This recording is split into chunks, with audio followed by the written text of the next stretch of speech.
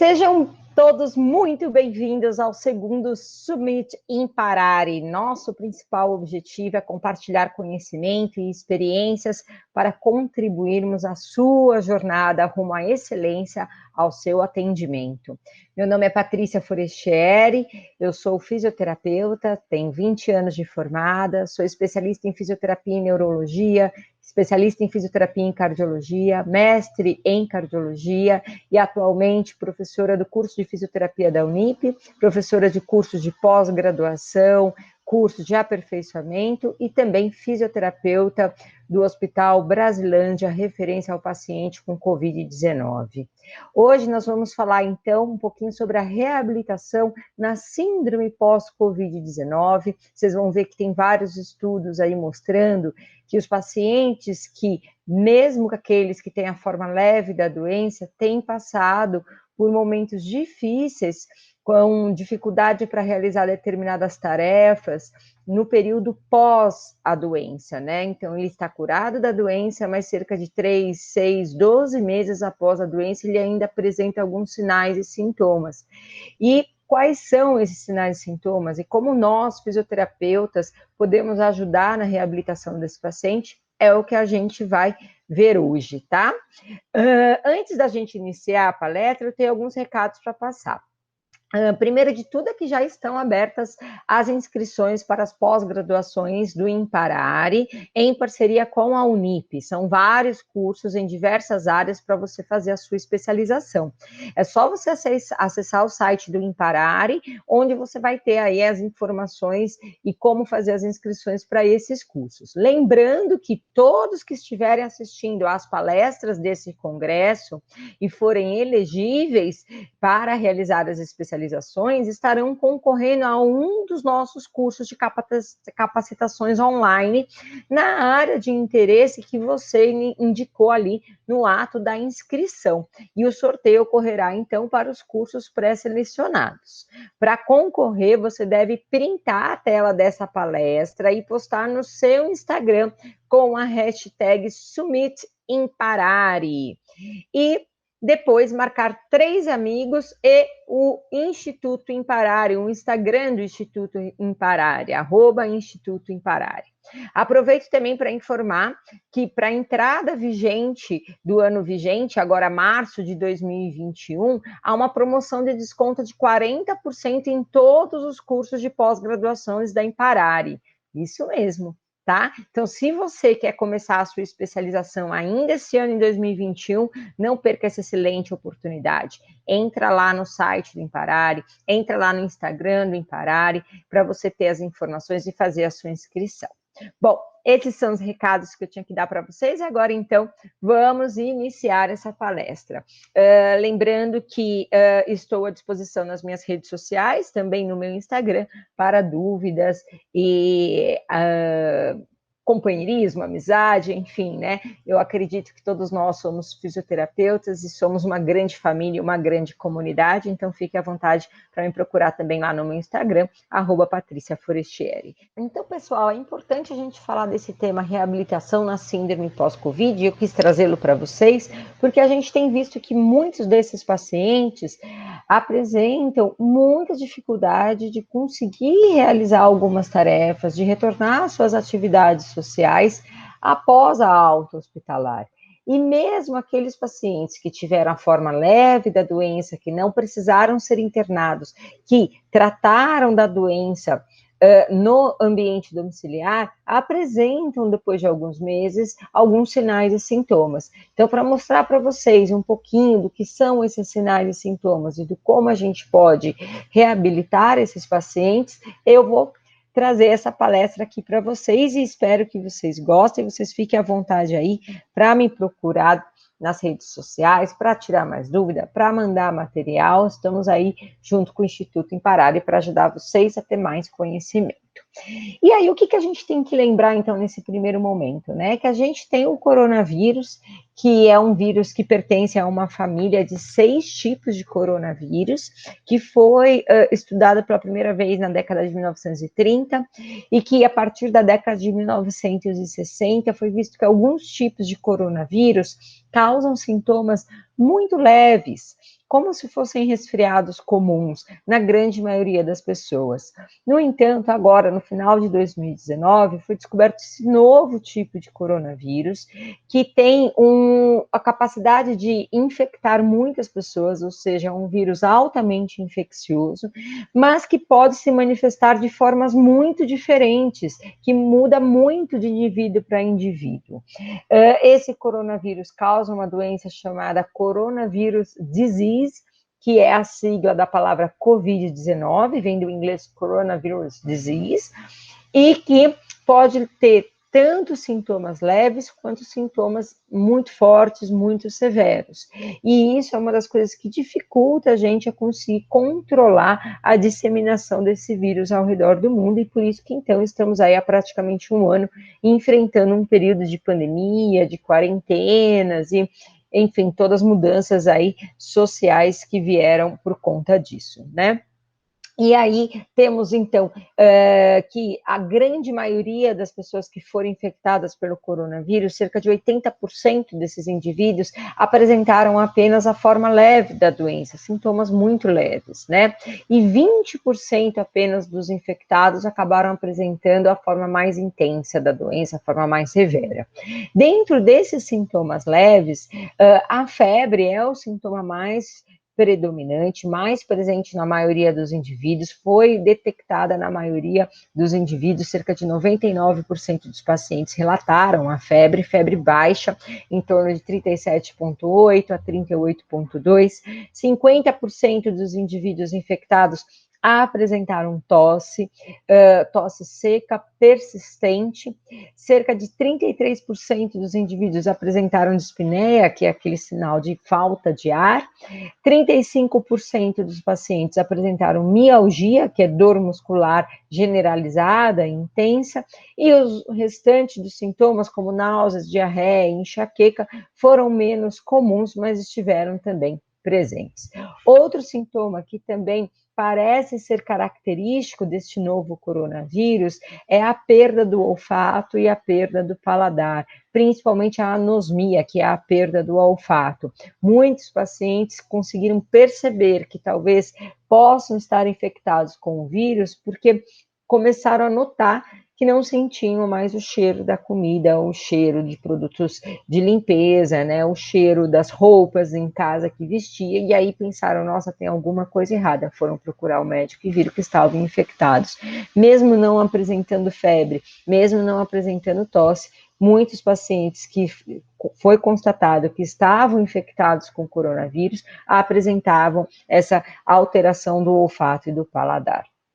Todos os coronavírus, mas principalmente esse novo coronavírus que foi descoberto agora em dezembro de 2019, eles têm uma preferência por acometer o sistema respiratório do indivíduo, né? Então, o acometimento principal é tanto nas vias aéreas superiores quanto no trato respiratório inferior, né? E ele causa no trato respiratório, então, um processo infeccioso intenso que leva a um quadro de pneumonia. E nos casos mais severos, é uma pneumonia severa, chamada de síndrome da angústia respiratória severa, que acaba resultando em internação hospitalar, necessidade de aporte de oxigênio, muitas vezes necessidade de internação em unidade de terapia intensiva e uso de ventilação mecânica, e leva a uma disfunção física intensa associada a uma disfunção psicológica também importante, pelo medo que o paciente tem de vir a falecer por conta dessa doença, né? Hoje temos aí números muito assustadores, né? No mundo já foram confirmados mais de 99 milhões de casos, sendo mais de 2 milhões de mortes. Aqui no Brasil, nós temos aí, atualmente, um número de morte em torno de 215 mil mortes registradas por coronavírus. Então, é preciso que a gente continue tendo um pouquinho mais de paciência para levar as medidas preventivas a sério, porque neste momento nós temos ainda poucas vacinas, e então o que temos como realmente fator protetivo para toda a população é o uso de máscara e o distanciamento social, até que as vacinas sejam espalhadas para toda a população. Ainda devemos ter a paciência de seguir com o tratamento preventivo. E por quê? Porque ainda não se sabe o que de fato faz uma pessoa evoluir com a forma leve da doença ou com a forma grave da doença, né? Você pode ser contaminado e evoluir com a forma leve da doença, e de repente é seu irmão, que tem uma vida muito parecida com a sua, que tem condições de saúde muito parecidas com a sua, pode acabar desenvolvendo a forma grave da doença. E o porquê que ele desenvolveu a forma grave ainda não se sabe ao certo. O que já é bem conhecido, que pessoas que têm determinadas comorbidades, por exemplo, hipertensão arterial sistêmica, diabetes mellitus, obesidade, sedentarismo e principalmente idade mais avançada, são os indivíduos que têm maior propensão a desenvolver a forma grave da doença, que vai resultar nessa síndrome da angústia respiratória severa, a SARS, uma pneumonia muito intensa que leva à necessidade de internação hospitalar, em unidade de terapia intensiva e ventilação mecânica. Agora, por que nós encontramos pacientes que têm a doença, que desenvolvem a forma severa da doença e não têm essas comorbidades? Ainda não sabemos ao certo. Isso é uma coisa que ainda estamos aí atrás das respostas que as pesquisas estão trazendo para nós, para que em cima disso a gente consiga fazer um tratamento mais adequado e também medidas preventivas ainda mais adequadas, ainda mais específicas.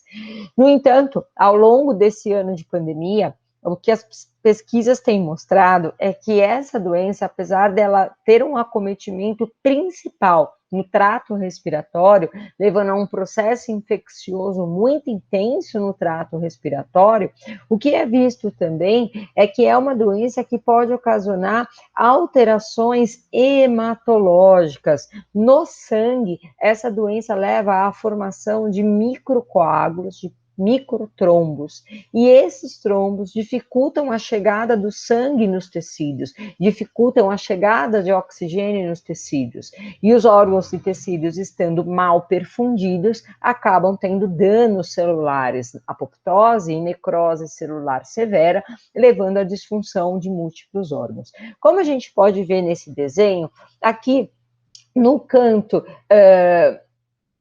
esquerdo, no canto esquerdo desse desenho central aqui do slide, a gente tem um alvéolo num estado normal, né? A gente vê aqui a camada de surfactante dentro do alvéolo, a gente vê aqui o espaço intersticial, que é um espaço onde circula o líquido intersticial, que é o meio entre o vaso sanguíneo e o alvéolo, e temos aqui, então, o vaso sanguíneo, né, que vai trazer o sangue, que vai trazer, então, o oxigênio e o gás carbônico, né, para que haja troca gasosa. Então, o oxigênio que está aqui no alvéolo vai para o vaso sanguíneo, e o vaso sanguíneo traz o CO2 para ser expelido pelas nossas vias aéreas. No entanto, aqui do lado direito dessa mesma ilustração, a gente pode perceber um desenho completamente diferente. A gente tem uma mesma estrutura, que é um alvéolo, porém num estado de doença, num estado de SARS, ou seja, síndrome da angústia respiratória severa, causada pelo Covid-19. A gente tem aqui uma tempestade de citocinas pró-inflamatórias. Citocinas pró-inflamatórias são substâncias como, por exemplo, a interleucina tipo 2, a interleucina 8, a interleucina 10, que acabam favorecendo o aumento do processo inflamatório. Esse vírus entra no nosso organismo, entra no alvéolo e começa a causar danos. Esse dano ativa os macrófagos e outras células do nosso sistema imunológico para tentar combater esses danos, para tentar combater esse vírus. Só que essas células acabam trabalhando muito, e o trabalho em excesso delas faz com que haja um aumento de substâncias tóxicas e essa ativação dessas citocinas, que são citocinas danosas, são citocinas que favorecem o aumento do processo inflamatório. É o que a gente chama de citocinas pró-inflamatórias. E aí as substâncias anti-inflamatórias ficam guerreando com essas citocinas pró-inflamatórias. E isso leva um tempo para ser resolvido. E vai depender de uma série de fatores para que isso seja resolvido de uma maneira que a gente possa garantir que o paciente sobreviva. Enquanto essa questão inflamatória não é resolvida, isso vai trazendo danos para o alvéolo. E aí, então, o surfactante vai sendo destruído. A gente tem que lembrar que o surfactante é uma substância que ajuda a diminuir o grau de tensão superficial do alvéolo. Se você não tem surfactante, a tendência desse alvéolo é colabar. Se o alvéolo colaba, você deixa de ter um alvéolo que realizaria as trocas gasosas. Então, imaginem que vários alvéolos do seu pulmão estão comprometidos por um processo inflamatório que leva a dano ao surfactante. O que você vai ter? Várias áreas de alvéolo consolidado, colabado, de atelectasia, ou seja, várias áreas onde a troca gasosa não vai poder acontecer, porque você não tem alvéolo que vai conseguir estar aberto para que o ar entre, para que a troca gasosa seja realizada. E também, de uma maneira simplista também falando, a gente tem que lembrar que mesmo aquele alvéolo que ainda não chegou ao estado de colabamento, o fato dele ter todo esse processo inflamatório acontecendo dentro dele dificulta a troca gasosa. A gente tem aqui um aumento da permeabilidade alvéolo capilar. E isso diminui a capacidade do oxigênio de conseguir se difundir através da membrana alvéolo-capilar para poder passar para o capilar sanguíneo. Então, o sangue que está aqui nesse capilar sanguíneo não vai conseguir captar oxigênio, porque esse oxigênio não conseguiu transpor essa barreira, porque essa barreira está cheia de líquido, cheia de processo inflamatório, cheia de células pró-inflamatórias que impedem aí a difusão dos gases. E por isso, então, o paciente evolui com muita falta de ar, com dispneia, com queda da saturação periférica de oxigênio. Além disso, além dessa característica inflamatória dos pulmões, do alvéolo propriamente dito, além desse dano alveolar difuso que a gente observa nesse tipo de síndrome da angústia respiratória severa do Covid-19, o que a gente observa no Covid-19, diferente de outros tipos de síndrome da angústia severa, de outros tipos de pneumonia, é que além desse dano pulmonar, eu tenho também dano no endotélio vascular pulmonar, ou seja, a camada mais interna, a parede interna dos vasos sanguíneos fica comprometida. Ela também sofre processo inflamatório. E isso diminui a proteção dessa barreira vascular, aumentando a permeabilidade vascular, ou seja, aumentando a possibilidade de substâncias passarem do vaso para o meio externo. Então, tem maior possibilidade de haver extravasamento de líquido para dentro do alvéolo, porque essa barreira, essa parede capilar, esse endotélio vascular está inflamado, está com danos. Além disso, a gente tem aquelas alterações hematológicas. Então, deixa eu apagar aqui os rabiscos que eu fiz para vocês focarem só nisso aqui, olha. Só aqui agora, nessa questão capilar, nessa questão sanguínea, a gente tem a ativação da formação de microtrombos. Tá? Essa ativação da coagulação, essa formação de microtrombos favorece esse dano do endotélio vascular e dificulta a passagem do sangue por aqui. Então, além de você ter um alvéolo que está inflamado, você também tem danos nos capilares sanguíneos. E esses danos são causados por esse coágulos, microcoágulos formando ali, que dificulta a passagem do sangue. Então, você acaba tendo uma alteração, uma disfunção da troca gasosa não só porque o alvéolo está inflamado, como também pela parte sanguínea, pelo capilar, que não está funcionando adequadamente por esse sangue que está ali cheio de microcoágulos. E isso acaba resultando em disfunção de vários outros órgãos, porque vários capilares que levam sangue para os rins, para os fígados, para o coração, para o cérebro, estarão repletos desses microtrombos. Por isso que esses pacientes podem apresentar não só uma pneumonia severa, como uma disfunção de vários órgãos, que é o que a gente chama de disfunção sistêmica, disfunção múltipla de órgãos, tá? Ou seja, a gente tem uma doença que não traz apenas um acometimento pulmonar. Só para ilustrar, não vou me prolongar nessa parte de exames e tudo mais, porque a gente tem muitas coisas para falar a respeito disso também, mas só para ilustrar, aqui, por exemplo, no raio-x de tórax, ao observar o raio-x de tórax do paciente com Covid-19, o que a gente vê de diferença, né, frente a um raio-x de um indivíduo saudável? Então, aqui no raio-x que está à esquerda do slide, né, nesse raio-x que eu vou chamar aqui de 1, a gente vê aqui a transparência, a penetração, tudo normal, né? Um raio-x sem alterações, a área cardíaca normal, as cúpulas diafragmáticas normais, né? Agora, olha aqui nesse raio-x 2, que está aqui à direita do slide, né? Que é um raio-x de tórax típico de um indivíduo acometido por Covid-19.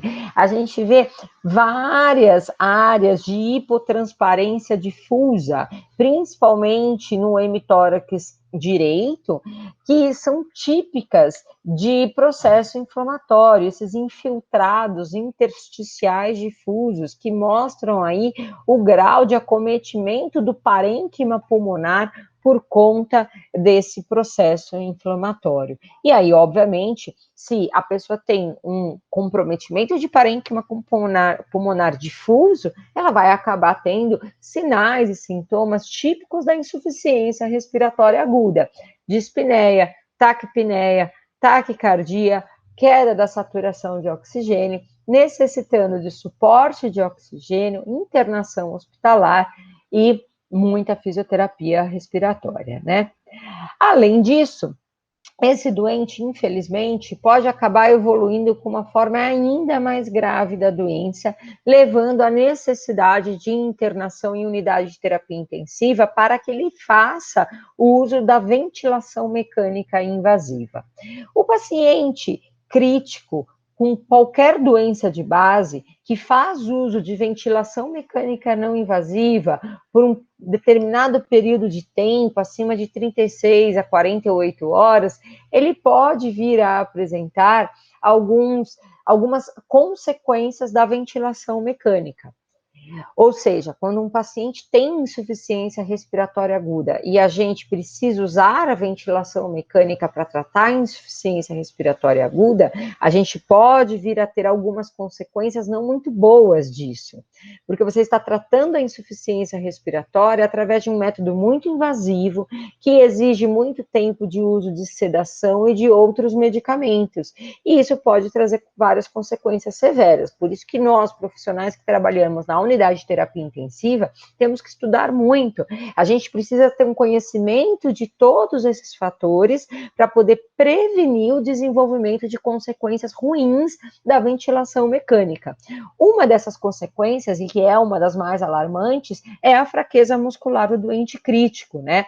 O paciente que fica muito tempo em ventilação mecânica, em sedação, ele acaba tendo aí uma dificuldade de realizar alguns movimentos. Nós, da fisioterapia, encontramos algumas barreiras para realizar a mobilização desse indivíduo, e aí isso faz com que o paciente fique muito tempo parado no leito, e quanto mais tempo parado no leito, mais massa muscular ele perde. Então, a fraqueza muscular do doente crítico acaba acarretando numa série de outras questões que a gente chama de síndrome pós-UTI, que é aquele paciente que apresenta uma fraqueza muscular intensa, um cansaço muito grande, associado aí a um condicionamento físico muito precário, muito deficitário, e isso leva tempo para reabilitar. Então, uma das coisas que a gente tenta fazer é prevenir o desenvolvimento dessa fraqueza muscular do paciente crítico. Isso em qualquer paciente que esteja crítico internado na unidade de terapia intensiva. No entanto, o paciente com Covid-19 é um paciente que tem ainda muito mais chance de evoluir com a fraqueza muscular do doente crítico e com todas as suas consequências ruins. Por quê? Porque o paciente com Covid-19, como ele desenvolve um quadro de uma pneumonia intensa, dessa síndrome respiratória severa, desse processo inflamatório e hematológico, que contribui numa perda muito grande da função respiratória, esse paciente acaba sendo entubado e fazendo uso de ventilação mecânica por um longo período de tempo. A recuperação dessa insuficiência respiratória e desse processo inflamatório é muito longa, é muito árdua. Quanto mais tempo o paciente fica em ventilação mecânica, maior a necessidade que esse paciente vai ter de uso de sedação. E a sedação favorece o desenvolvimento do delírio, que é algo que dificulta a gente a combater a fraqueza muscular do doente crítico. A sedação é uma barreira para a gente mobilizar o paciente. Além disso, o paciente com Covid-19, como ele tem as trocas gasosas muito ruins, a gente tem muita dificuldade de começar a fazer alguma coisa da parte da fisioterapia motora, porque como ele tem um déficit da chegada, do aporte de oxigênio aos tecidos, tudo que a gente vai fazer com esse paciente, ele pode acabar instabilizando.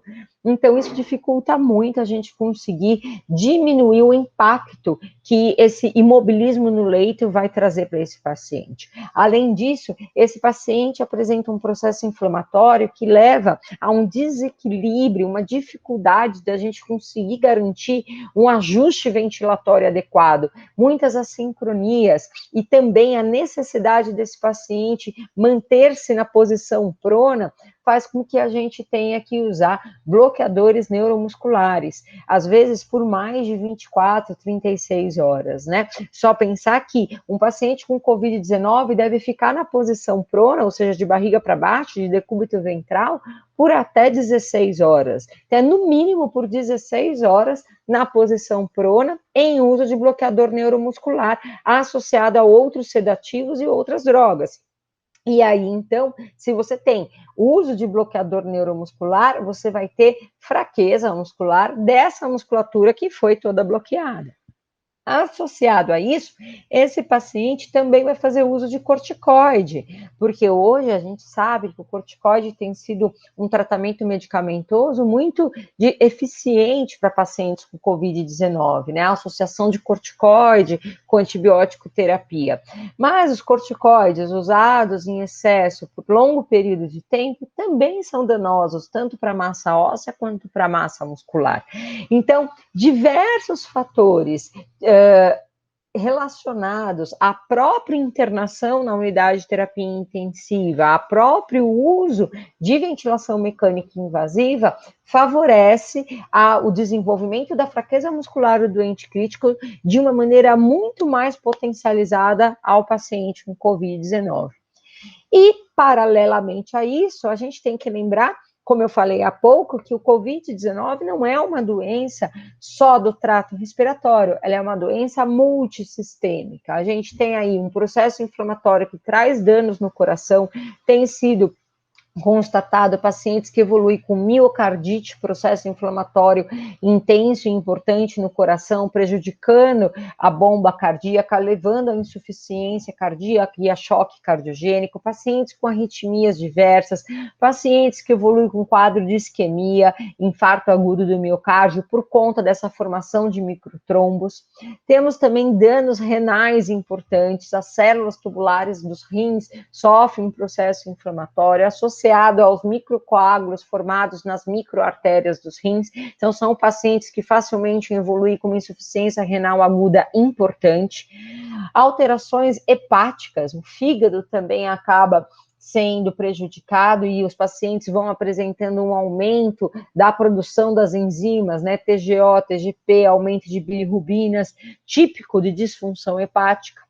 E uma das coisas mais importantes que tem se visto é o acometimento do sistema nervoso central. Muitos e muitos pacientes internados em unidade de terapia intensiva por Covid-19 têm apresentado sintomas de ataxia, sintomas de acidente vascular cerebral, tanto isquêmico quanto hemorrágico, sinais de convulsões, epilepsia se formando, além de alterações de difusão da informação, disfunção, desculpa, do sinal que chega aos neurônios motores, né, levando a uma neuralgia, né?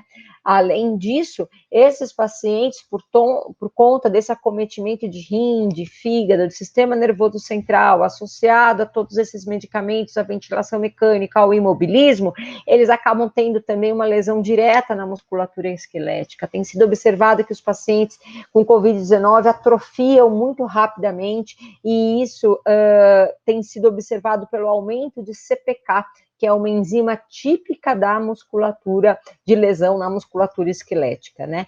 Sem falar em déficits cognitivos, é observado déficit na atenção e déficit na memória, mesmo naqueles pacientes que não evoluem com a forma grave da doença. Ou seja, é uma doença multissistêmica, e é isso que as pessoas precisam entender. Algumas pessoas podem apresentá-la na forma leve, mas há uma chance de você estar incluso nesses 20% de indivíduo que vai desenvolver esta forma grave, esta forma severa, e é por isso que a prevenção é tão importante, porque a gente não sabe quem vai evoluir com qual forma. E aí, então, como eu falei, esse padrão de severidade é muito variável. Nós temos pacientes infectados assintomáticos, pacientes com a forma leve, pacientes com a forma moderada, que são sintomáticos e que necessitam de internação hospitalar, e os pacientes na forma grave, na forma severa, que precisam ser internados em UTI e que precisam fazer uso de ventilação mecânica.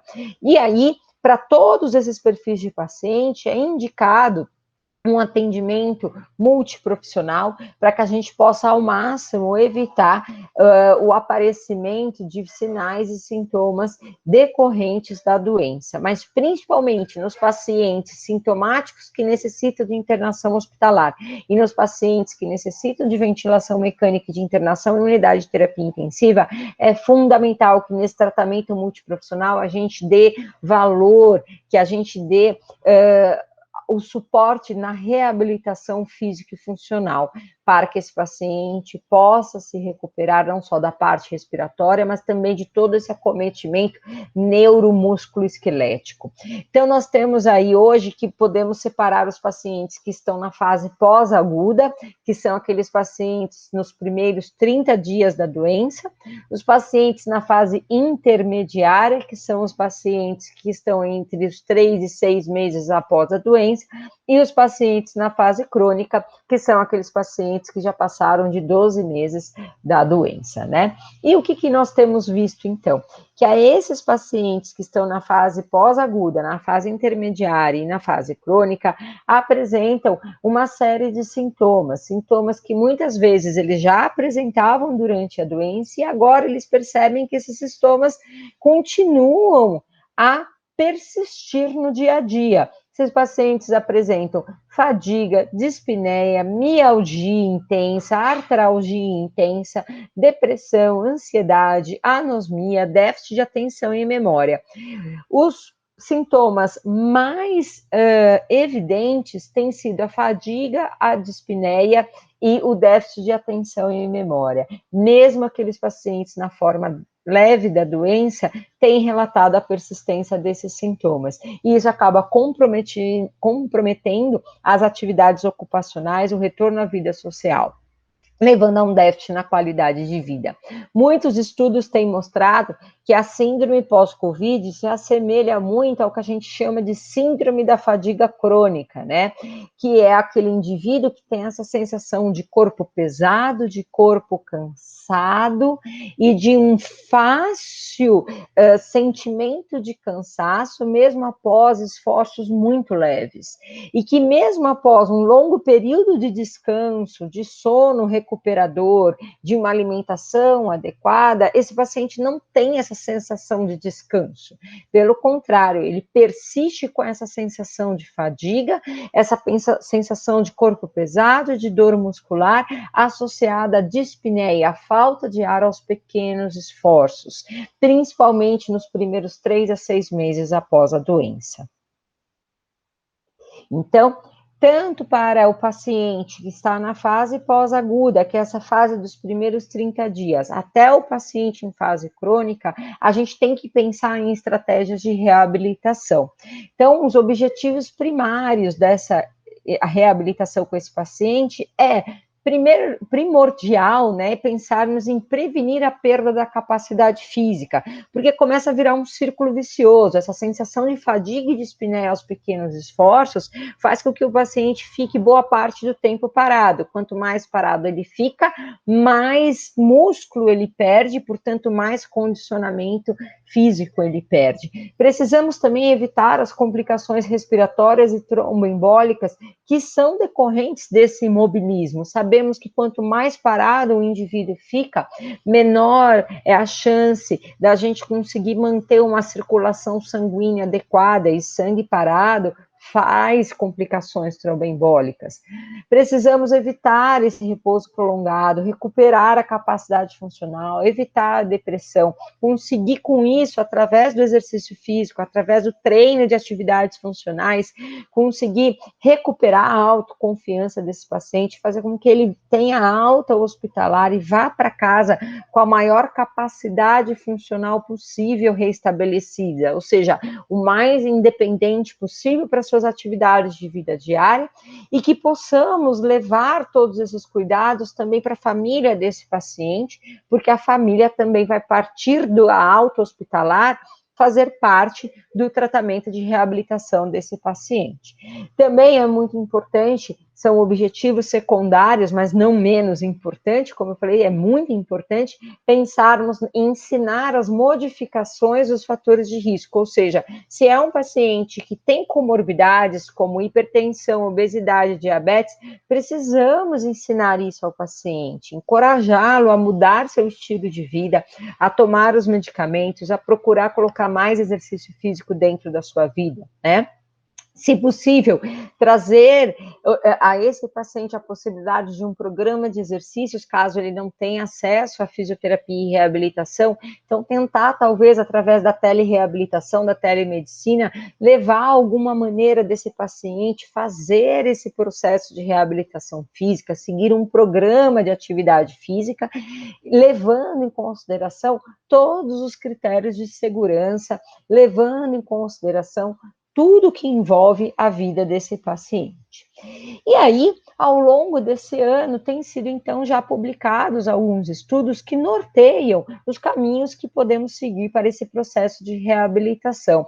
Esse estudo publicado na revista Physical Therapy, que é uma das revistas mais importantes, né, da fisioterapia, mostra que, talvez, o que esses pacientes com Covid-19 venham apresentar nessa fase pós-aguda e na fase intermediária e na fase crônica seja muito semelhante ao que pacientes que apresentaram SARA por pneumonias em outras épocas por outros tipos acostumam apresentar. Então, do ponto de vista pulmonar, o que a gente tem visto, né, que são pacientes que apresentam uma diminuição da capacidade residual funcional em cerca de até 3 meses após a alta, ele tem ainda essa redução da capacidade residual funcional, por isso ele tem uma limitação importante aos esforços, e esses pacientes também apresentam cerca de 78% menos do VO2, até 3 meses após a alta,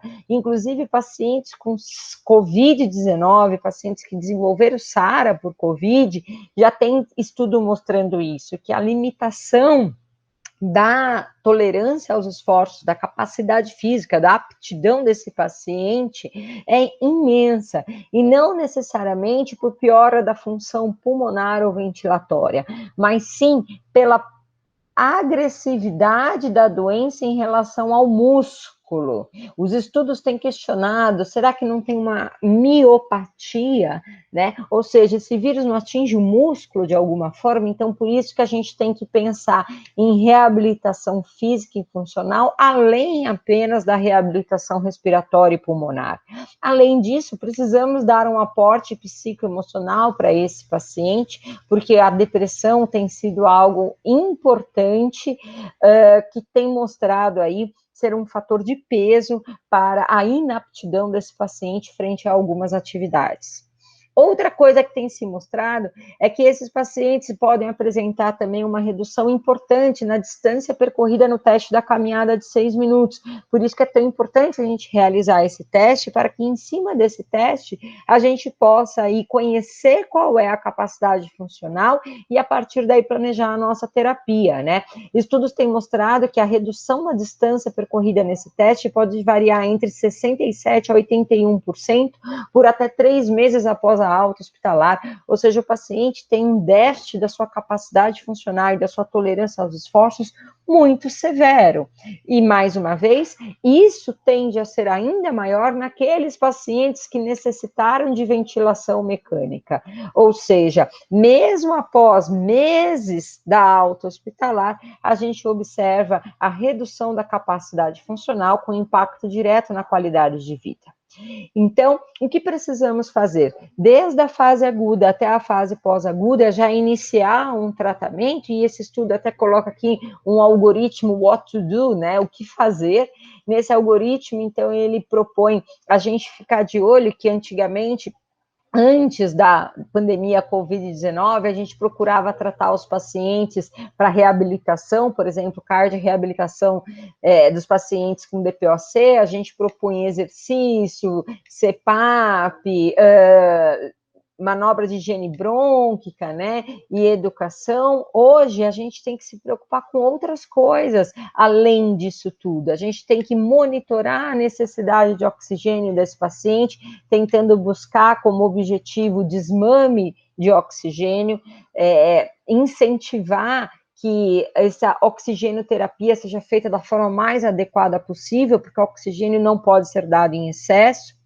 Utilizar fatores de ventilação mecânica não invasiva e catéter nasal de alto fluxo para a gente tentar prevenir que esse paciente vá para a ventilação mecânica. Uma vez que esse paciente vá para a ventilação mecânica, pronar esse paciente até que a gente consiga melhorar as trocas gasosas e promover, assim que possível, o recondicionamento desse paciente através de uma boa avaliação funcional, né? Como, por exemplo, realizar a dinamometria de preensão palmar, fazer o teste do senta e levanta para avaliar a necessidade de suplemento de oxigênio durante atividades físicas, para manter uma saturação periférica de oxigênio superior a 92% durante a atividade, e assim que possível já fazer o teste da caminhada de 6 minutos, pensando em planejamento de uma atividade mais intensa, né? Então, esse algoritmo proposto por esse estudo que saiu agora recentemente em 2020, mostra que a gente pode avaliar o paciente pensando no que ele consegue fazer de atividades de vida diária, e assim, a partir daqui, a gente vai conseguir determinar qual é o grau de limitação funcional dele. Então, o paciente que tem grau 0, ou seja, não tem limitação funcional nenhuma, até um paciente que tem um grau 4, ou seja, um paciente que pode vir a apresentar limitações funcionais severas, né? Então, seguindo esse algoritmo, a gente já consegue determinar o grau de limitação funcional, e a partir daí a gente vai pensar em estratégias para reabilitar o nosso paciente. E, se possível, usar esse algoritmo de avaliação funcional desde a fase pós-aguda, desde a fase de internação hospitalar, visto que a reabilitação desse paciente deve começar já dentro do hospital, visando que esse paciente vá de alta com o máximo de independência funcional, com a menor limitação funcional possível, né? Outra coisa importantíssima é lembrar de usar com esse paciente a escala de percepção do esforço de Borg modificada, porque é através dela que a gente vai conseguir mostrar para o paciente como ele vai perceber a sua tolerância ao esforço, o seu grau de fadiga e dispneia. Inclusive, devemos educar o paciente para que ele se automonitorize através dela, né?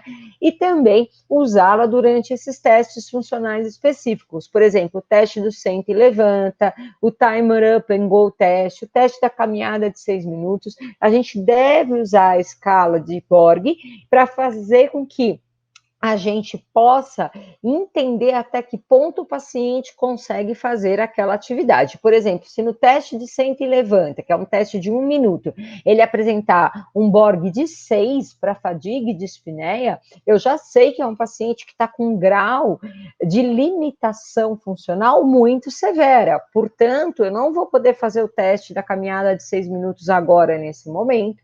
Portanto, eu não vou poder agora começar com atividades intensas, eu tenho que pensar em outras estratégias de treinamento para esse paciente, né? Lembrando que a escala modificada de Borg, ela tem uma congruência importante com como o nosso corpo funciona na fisiologia normal do exercício, né? Borg menor que 6 está relacionado a um exercício leve, Borg entre 6 e 8, um exercício moderado a levemente forte, e Borg acima de 8, um exercício intenso, um exercício muito forte. E aí, a partir da escala de Borg, então, a gente pode pensar numa fase pós-aguda e numa fase intermediária de como planejar a terapia. Alguns estudos recomendam a gente fazer um treino respiratório, um treino de tosse, um treino de respiração diafragmática, treino de força muscular de membros superiores e freno labial. Esse estudo aqui indica uma coisa que é um pouco contraditória e traz uma discussão muito grande dentro da nossa profissão, que é o treino respiratório através do uso de incentivadores respiratórios, tanto aqueles incentivadores a volume, quanto os incentivadores a fluxo, né? A gente sabe que existe uma série de discussões, né, de comprovação científica, até que ponto usar, para quem usar, qual é a indicação. E apesar disso tudo, esse estudo, dentre outros, tem indicado sim o uso dos incentivadores respiratórios, em torno de 3 séries de 10 repetições, até 2 vezes por dia, para começar um fortalecimento muscular. Treinar a tosse através daquela técnica de tosse de Huffing, fazer a respiração diafragmática, inclusive evoluir para uma respiração diafragmática com um peso em cima desse diafragma de até 3 quilos, para depois evoluir aí com um treino de força através de um Power Breath, que é aquele outro instrumento que usa um treino de força respiratória muscular de carga linear, né? E também os exercícios de freno labial. Associado a isso, os estudos têm mostrado, e esse é um deles, né, chegado num consenso de que a gente deve trabalhar tanto exercícios aeróbicos quanto exercícios resistidos, porém focar primeiramente em mais exercícios aeróbicos, como caminhada e uso de ciclo ergômetro, porém sempre de maneira intervalada. Os pacientes com Covid-19 têm se mostrado pouco tolerantes a exercícios contínuos, né? Então, como eu disse, sempre que possível fazer o teste funcional, ou seja, o teste do senta e levanta, o UTUG, para você poder ter uma boa segurança do quanto de oxigênio terapia oferecer para esse paciente durante o treinamento, e aí, então, visar o retorno do equilíbrio estático e dinâmico, treinar sentar beira-leito, sentar na poltrona e o senta e levanta, porque o paciente perde propriocepção, perde força muscular que acarreta em déficit de equilíbrio, treinar as AVDs, e aí, então, buscar uma intensidade em torno de um Borg até 3, ou seja, exercícios muito leves nas primeiras 3 a 4 sessões, e a partir da 4ª sessão, você ir progredindo com exercícios intervalados para um Borg até 6. certo? Lembrando de fazer nesse intervalo a aferição dos sinais vitais, frequência respiratória, pressão arterial, saturação periférica de oxigênio, a avaliação da clínica, lembrar que a clínica é soberana, avaliar se o paciente apresenta sinais de desconforto respiratório, né? E aí a gente fica com a cabeça muito enlouquecida quando a gente pensa em reabilitar esse paciente com Covid, principalmente porque a gente sabe que é um paciente que tem muita dispneia e muita fadiga, e pensamos como conseguir tirar o paciente desse quadro de doença crítica para esse quadro aqui, onde eu vou poder aplicar tudo isso que eu falei agora, tudo isso que esses estudos têm orientado a gente a fazer, né? Então, primeiro de tudo, a gente tem que pensar que na fase pós-aguda, na fase ainda hospitalar, até a fase intermediária e algumas vezes na fase crônica, a gente vai precisar oferecer, manter a oferta de oxigenoterapia durante a realização dos exercícios, né? Então, a gente precisa avaliar muito bem se esse paciente precisa de oxigenoterapia em repouso, se ele precisa dela tanto em repouso quanto no exercício, né? Ou se ela precisa da oxigênio, se a oxigenoterapia se faz necessária só durante a realização do exercício.